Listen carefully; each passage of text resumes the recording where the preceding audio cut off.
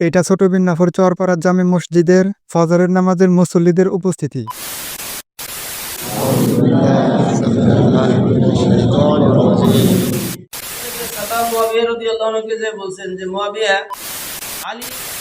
সাগর সাগর ওই সাগর একটা সময় ছিল যখন এক কাতার তো দূরের কথা, সর্বোচ্চ 15 থেকে 16 জন উপস্থিত থাকতো ফজরের নামাজে। কিন্তু এখন একটা পদ্ধতি অবলম্বন করার কারণে এখন 60 থেকে 85 জন পর্যন্ত উপস্থিত থাকে ফজরের নামাজে। আলহামদুলিল্লাহ। কি পদ্ধতি অবলম্বন করে এত উপস্থিতি বাড়ালাম, সেটা নিয়ে আজকের ভিডিও। আজ অব্দি কোনো ভিডিও সম্পূর্ণ দেখতে বলি নাই, কিন্তু এই ভিডিওটা দিনের স্বার্থে হলেও সম্পূর্ণ দেখার অনুরোধ রইল, এবং ভিডিওটি বেশি বেশি শেয়ার করে সবাইকে দেখার সুযোগ করে দিন। নামাজের গুরুত্ব।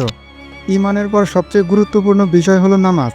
রাসূলুল্লাহ সাল্লাল্লাহু আলাইহি ওয়াসাল্লাম আল্লাহর পক্ষ থেকে বারবার নামাজের তাগিদ পেয়েছেন।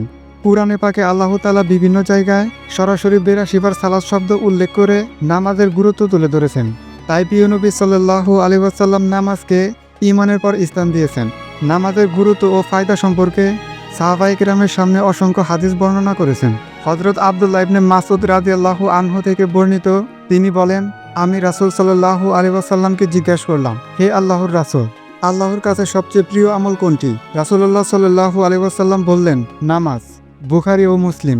উল্লেখিত হাদিস বর্ণনা প্রসঙ্গে ইসলামী স্কলার আল্লামা মোল্লা আলী কারি রহমাতুল্লাহি আলাইহি বলেন, এই হাদিসের মাধ্যমে আলেমগণ ইমানের পর নামাজকে সবচেয়ে গুরুত্বপূর্ণ বিষয় মনে করেন।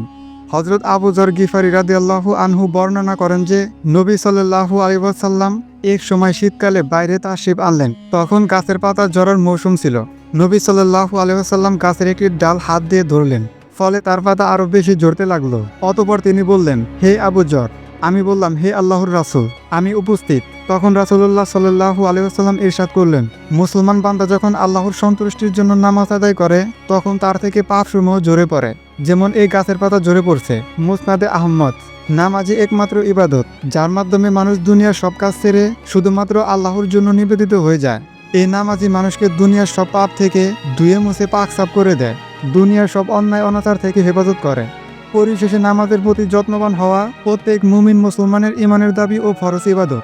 নামাজি ব্যক্তিই হলো সফল, যার সুস্পষ্ট বর্ণনা দিয়েছেন প্রিয় নবী সাল্লাল্লাহু আলাইহি ওয়াসাল্লাম। তিনি বলেছেন, যে ব্যক্তি নামাজের প্রতি যত্নবান থাকে, কিয়ামতের দিন ওই নামাজ তার জন্য নূর হবে, হিসাবের সময় নামাজ তার জন্য দলিল হবে, এবং নামাজ তার জন্য নাজাতের কারণ হবে।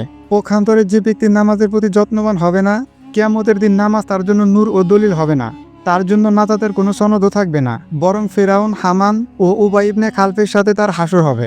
আল্লাহ তাআলা মুসলিম উম্মাহকে সহিহ তরিকায় সঠিক পদ্ধতিতে নির্ধারিত সময়ে নামাজ আদায় করার তৌফিক দান করুন। ফরজ নামাজ আদায়ের পাশাপাশি নফল নামাজ আদায় করার তৌফিক দান করুন।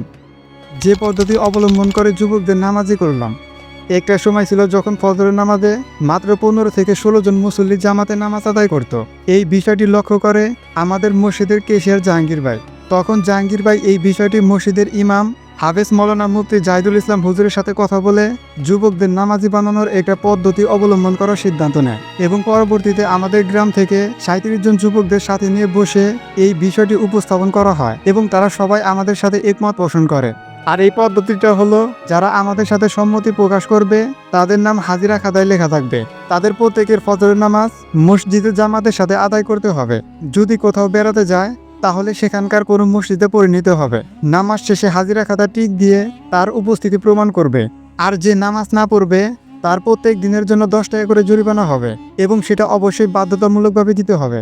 আর যারা 40 দিন একটানা ফজরের নামাজ পড়বে, তাদের জন্য বিশেষ হাদিয়ার ব্যবস্থা থাকবে। আর নিয়মিত দাওয়াতি কাজ চালিয়ে যেতে হবে। বিশেষ করে যাদের নাম হাজিরায় আছে, তাদের মধ্য থেকে কেউ না আসলে ফজরের নামাজ শেষে 5 থেকে 10 জন তাদের বাড়িতে গিয়ে বলে আসা, যাতে আর নামাজ বাদ না পড়ে। আর এটা নিয়মিতই চালু রাখতে হবে। তো আমরা সেদিন কথা বলে তার পরের দিন থেকে আমাদের কার্যক্রম চালু করেছি। আলহামদুলিল্লাহ, আমাদের পদ্ধতিটা কাজে দিয়েছে। এখন 37 জন থেকে 50 জনের লিস্ট করা হয়েছে। আলহামদুলিল্লাহ, এখন আমাদের মসজিদে ফজরের নামাজে 60 থেকে 85 জন মুসল্লি জামাতের সাথে নামাজ আদায় করে। আলহামদুলিল্লাহ, আমাদের পরিকল্পনা আছে আমাদের আশেপাশের মসজিদগুলোতেও এই নিয়ম চালু করে দিব ইনশাআল্লাহ। কিন্তু আমরা তো আর সারা বাংলাদেশে চালু করতে পারবো না। তাই প্রত্যেক মুসলমান ভাইয়ের প্রতি আমাদের অনুরোধ, আপনারাও আপনাদের মসজিদের যুবকদের নিয়ে কথা বলে আমাদের মতো নিয়ম চালু করে দিন। ইনশাআল্লাহ এতে অনেকেই নামাজি হবে। বিশেষ করে যেসব যুবক ভাইরা নামাজ পড়েন, তারা খুব দ্রুত সবার সাথে কথা বলে কার্যক্রম শুরু করে দিন। পরিশেষে জাহিদুল হুজুর ও জাহাঙ্গীর ভাইকে আমাদের সবার পক্ষ থেকে অনেক অনেক ধন্যবাদ এত সুন্দর একটা নিয়ম চালু করার জন্য। আসসালামু আলাইকুম।